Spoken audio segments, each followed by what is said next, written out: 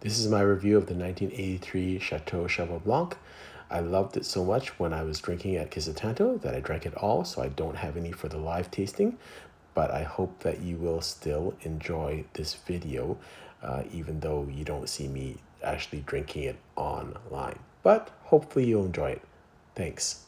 Hello everyone, Trophy Wine Hunter. Welcome back to my YouTube channel. So again, this is a bit of a lame review. I'm so sorry.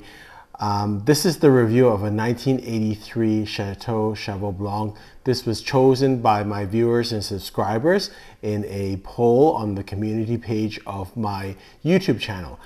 Unfortunately, I've had this wine twice, and both times I meant to save a little bit at the end of the meal so that I can do a quick review of the wine.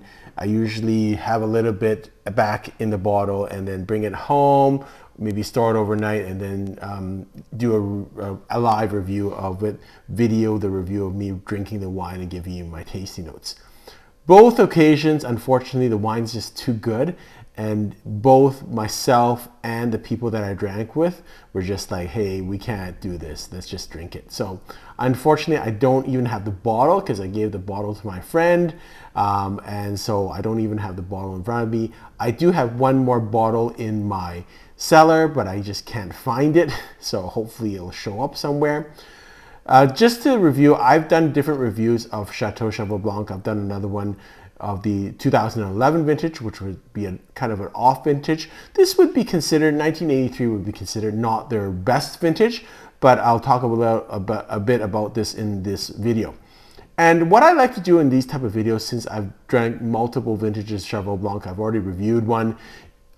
In that video, I went through the history of Cheval Blanc, so you can refer back to that video, which will be at the end of this video. But kind of because I drink multiple vintages of the same wine, I try to piece them together. You can watch that video and also this video and kind of give you a little bit more of my interpretation of what's special about Cheval Blanc. So brief history about Cheval Blanc. Cheval Blanc at one time was part of the larger estate of Chateau Figeac. It was purchased in 1998 by Bernard Arnault, and he had Pierre Lurton, who also manages Chateau de Cam, managed this property. Now in 2009, LVMH Group purchased the winery from Bernard Arnault. What's special, I guess, about Cheval Blanc is that it borders on Pomerol, so it has some elements of Saint Emilion and some elements of Pomerol. What really makes Cheval Blanc quite different and unique is that unlike most Saint Emilion wineries, they have a very high percentage of Cabernet Franc. And most people, when they think of Saint Emilion, think of Merlot, but they have almost 50 or 60% Cabernet Franc vines, and also at least 40 to 50% in their mix, their blend of Cabernet Franc. And the Cabernet Franc that they have is a strain called Boucher. And so in the 60s, I believe, there was a huge frost which killed a lot of the vines, particularly that affected the right bank, which was at that time planted with a lot of Cabernet Franc. The government actually gave subsidies to most wineries saying, hey, why don't you plant a more resistant grape varietal like Merlot? And so most wineries did take that up. Certain wineries like Cheval Blanc didn't. And what that happened is they took a bit of a chance, because what happens if all the vines died? They'd be kind of stuck. But some of them didn't die. And so what happened is that their strain of Cabernet Franc or Boucher is, because they got through the frost, is now fairly frost resistant, which explains why Cheval Blanc actually does very, very well in what we call off vintages, because they don't get as affected by frost or by wet weather conditions. They're just much more resistant. And so that's why, generally speaking, Cheval Blanc, among other wineries, is really a good value buy in off vintages, and generally shows better than the vintage, as we saw in the 2011 vintage. The Cabernet Franc, generally speaking, if you can't grow it in the right or ideal conditions, Cabernet Franc can be quite a edgy, green type grape varietal. And that's why you see very little Cabernet Franc, like 100% blend Cabernet Franc wines. There are, but not much. There are in certain regions in France, but generally they're not the highest commanding wines, and generally not as long-lived. So there's something special about the Cabernet Franc at Cheval Blanc, and I think what makes it very special is that mix. So the Cabernet Franc gives it that bit of edge and body. It's a slightly different body or grape varietal than Cabernet Sauvignon. In really good, when it's grown correctly and people know what they do with it, it's quite delicate. It's more delicate than Cabernet Sauvignon. I think Cabernet Sauvignon gives a little bit more richness, but and in general, Cabernet Franc is a little bit more lean. But Cabernet Franc has that little bit of edginess and greenness, which, if it's controlled, gives that excitement to the wine. Cabernet Sauvignon, generally speaking, when it gets older, gets a mintiness or tobacco leafiness, which is a little bit different, in my opinion, to Cabernet Franc. The second part of this is the Merlot blend in this. Again, they have very fine vineyards with Merlot. And what the Merlot brings is that softness and that delicateness. Particularly with Cheval Blanc, you have this chocolatey, silky aftertaste. And I don't think you get that with many left bank wines. You get softness, not like milk chocolate kind of softness. Kind of that's, I think, why Cheval Blanc is so special. You have this Cabernet Franc that's very it's heavier, and it's got a little bit of edginess or greenness to it, which is still good. And then, so that's the weight of the wine.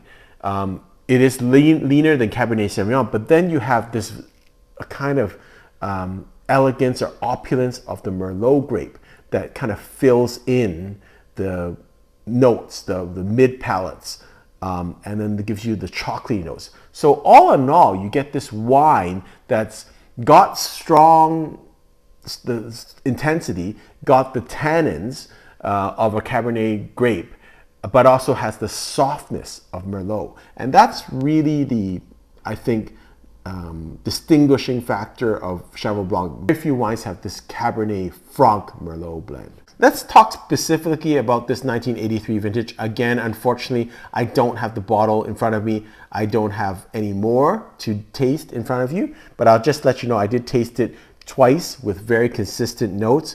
I didn't decant either time. I left it in the bottle and then poured it out right before we drank and just let it air in the glass. Generally, the peak is around between 30 and 60 minutes. That's when you really get all the loveliness of the wine, and then it starts to decline a little bit, in my opinion, after about 2.5 hours.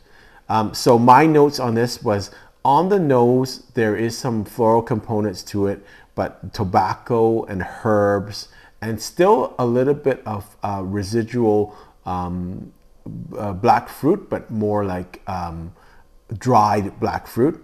You get ash, forest, loam, and charcoal.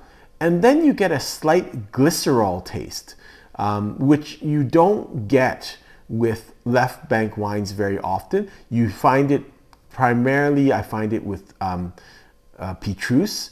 And so what glycerol is to me, it's on the end, it's kind of a sweet medicinal quality with a little bit of bitterness. I know it doesn't sound great, but when you taste it, it's quite attractive. It's just that right amount, and it's just this sweetness at the end of your palate, and then after that, a little bit of slight bitterness, just like a bitter like you know, 80% cocoa chocolate or 90% cocoa chocolate, like that type of bitterness. So it's just that little bit of and that also plays in with the I think partly with the Cabernet Franc grape. It was great. I'm gonna give it 98 points. As we drank it, it got better and better, and again, we just couldn't stop it. And part of that rating is because I've had 2 bottles and have not been able to stop drinking. It's not one of these wines you can easily drink, stop drinking. It just gets better and better, and it's just so easy to drink. But one comment I had with my friends is that even the comparable on the left bank side would be Chateau Lafite, but it's even more elegant than Chateau Lafite, so softer than Chateau Lafite. So I would say Chateau Lafite is, of the left bank first growth wines, probably or it's lighter than Chateau Latour. Let's put it that way. It's very fragrant, it's very aromatic, it's very elegant. But still, Cheval Blanc, I think, is a little bit more discreet. It's got the same, it's very similar to Chateau Lafite in terms of the feel. It's got, of course, power in terms of strength. It's got tannins, it's got mid-palate, it's got balance and complexity. What Chateau Lafite doesn't have that distinguishes Cheval Blanc from that, I think it's that chocolatey aftertaste and this glycerol kind of taste to it that you don't see in Chateau Lafite very often. In Chateau Lafite, you see graphite a lot, and you see more like tobacco, tea leaves, like pu'er tea type elements. In here, you see like milk chocolate aftertones, and that slight bit of edginess on the mid palate. Again, you don't see much from the left bank side. None of those first growth wines have that slight bit of greenness at the mid palate level, which is quite unique for Cheval Blanc. You kind of taste the Cheval, you taste something, and a lot of people will not be able to distinguish what it is. It's almost a funkiness that makes it interesting. There's something on the mid palate that, to me, is the Cabernet Franc grape that's got that little bit of edge or greenness. I don't know how to describe it exactly, but there's something when you drink it, you'll say, oh, that will kind of like, that's something I haven't tasted very often, and particularly in the left bank region.